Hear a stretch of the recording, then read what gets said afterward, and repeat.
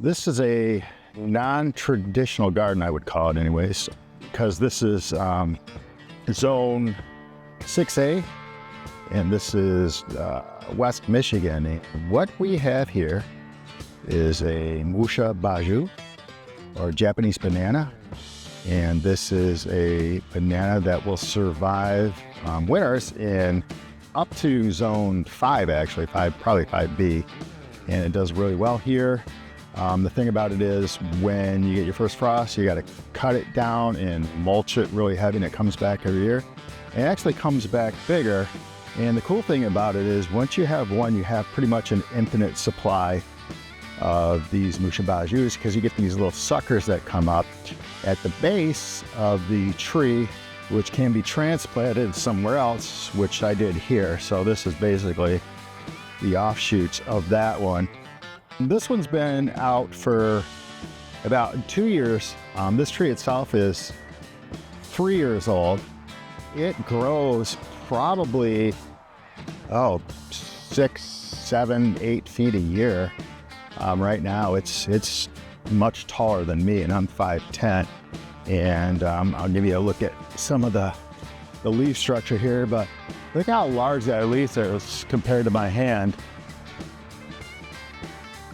That's a pretty amazing thing. A lot of people ask, well, does it produce fruit? Yes, it does. It produces fruit. But it hasn't actually done it yet, but the fruits are not tasty. They're not toxic, but they are not edible by anybody's standard. But it's an amazingly cool plant, easy to propagate, easy to pull suckers off and transplant. Another thing I'm growing that is not really common in Michigan or zone 6, I have quite a few of these. These are figs. Right now in July 12th, I'm already getting quite a few figs on my fig tree. And there's only a couple varieties that you can grow outdoors year-round in zone 6, and one of them is the Chicago Hardy, which I have mostly Chicago Hardys in this garden. As you can see, some of them are down there, actually getting some really cool fruit, which will be ready probably in mid to late August, and they are amazing.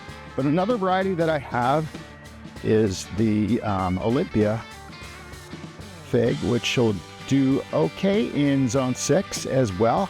These are really new plants, so they haven't really taken off yet. And they take a couple years to actually produce figs, but they are amazing. They taste great, amazing stuff. Here's a new addition to the garden I put in last year. Now this is a cold hardy kiwi. Okay. These are in the same family as the kiwis you buy at the store with the fuzz on them, but these will survive all the way down to zone 3.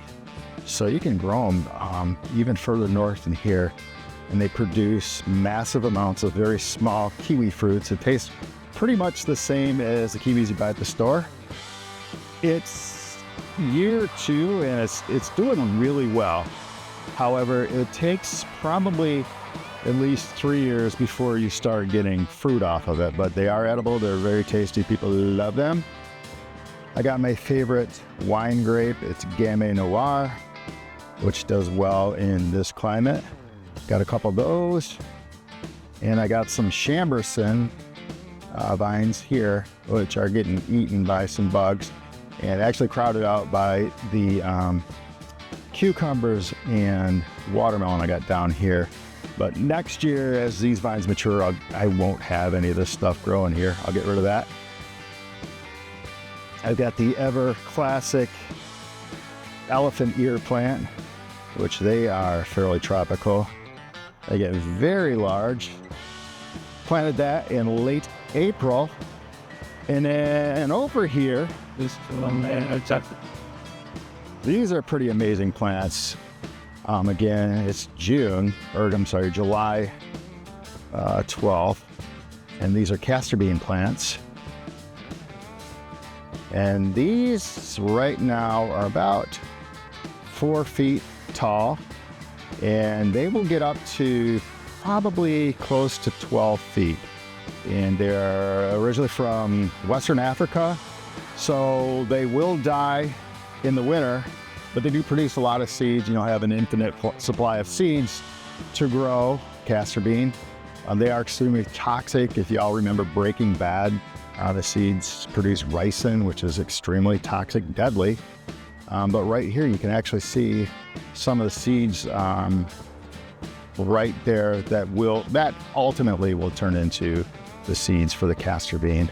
They grow extremely large, very tropical, beautiful for a garden. Now right here, I have tobacco. I've got several varieties in here, and I've been growing this stuff for years. And so they've cross-pollinated. So there's Russian Red, Early, Virginia Tobacco, all mixed in together. And over here, this is controversial for a lot of people. A lot of people hate these, but I think they're cool. This is a bamboo, and this is a pretty amazing plant. It does spread. It is very invasive in a sense. It's coming all the way over here.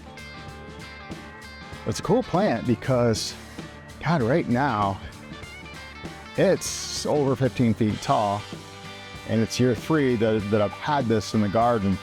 But it grows probably 4 to 5 feet a year. But the thing is, the growth comes in late spring, so the end of May, you get this massive growth spurt where you get all the growth at once. And then the rest of the summer, it doesn't grow as far as height. Pretty cool looking plant. It does spread, so be careful with that one.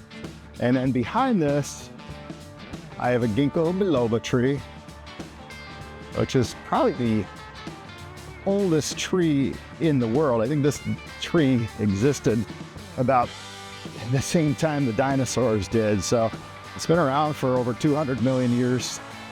Does well in pretty much any soil condition. It's pretty slow growing, but it's super hardy. Can take cold winters, hot summers, poor soil, and there's some medicinal qualities to it as well. Let's go over here, take a look at another Musha Baju banana plant that I transplanted, so that's from the same mother here. It's doing pretty well, even though it doesn't get as much sun as the other ones. So that's Musha Baju. Let's take a look at this fig. Now, this one is my oldest fig. This is 3 years old now. And again, it's a Chicago hardy. And I cut it back in the winter all the way down to basically the roots, and I mulch it pretty heavy, and it comes back every year, and it gets bigger and bigger every year. And it can withstand temperatures down to, they say -10, and it doesn't generally get that cold here. Contrary to popular belief, Michigan is tempered by the Great Lakes, so this climate doesn't get as cold as some of the states next to us. The soil here is just really heavy clay, and it's almost impossible to work with. But through years of work, I'm on year 3 of this garden now, years of working in compost and amending the soil with different organic material, it's starting to really produce some pretty cool results, pretty good results. Still have a lot of clay, but I do primarily composting. Every weed goes in here, grass clippings, coffee grounds, coffee filters, and any kitchen table scraps. And then I add gypsum and some other things to help break up the clay. But we're getting there, and every year it is getting better. And one thing about the clay is, if you have clay, you have a really good starting point. A lot of people think that sand or something would be a lot better, but clay holds tons of nutrients and it retains water. So if your foundation is clay, you mix enough compost and organic matter into it, you can have really good soil in time. You have to be patient and work for it, but ultimately you can have amazing results with clay. This plant is pretty cool. It's Jimson weed. Some people call it moonflower. I think moonflower is a little bit different, but very similar. But it's a plant that comes back every year because it produces seeds in these little spiky seed pods here. And the seeds are toxic to an extent. People eat them, make tea out of them, and they're hallucinogenic at low doses, but a lot of people get sick, and I wouldn't recommend it, but they come back every year. They're kind of cool, so I just leave them there. And last but not least, I'm in the backyard now, and since cannabis is legal, completely legal in Michigan for recreational use, I have my 12 cannabis plants. And this one's particularly interesting because I got this seed stock from a friend in Colorado, and July 12th, it's already flowering. So this female is showing some pretty cool female flowers. And look at the leaf structure. They're definitely sativa. They're long and thin. And usually sativas are super, super late flowers, and most people grow indicas in cooler climates, but this one is surprisingly flowering already, and it's not an auto flower, so we'll see. There's Oliver. He likes to dig up my plants. Hey buddy, what you doing? What you doing? You're on film. Super good dog, super cool dog. Hey buddy. Ooh. Hey, don't dig. Come here.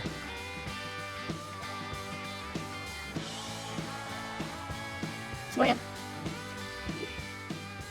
Come on out of there. Come on. Come here. Here, buddy. Come on.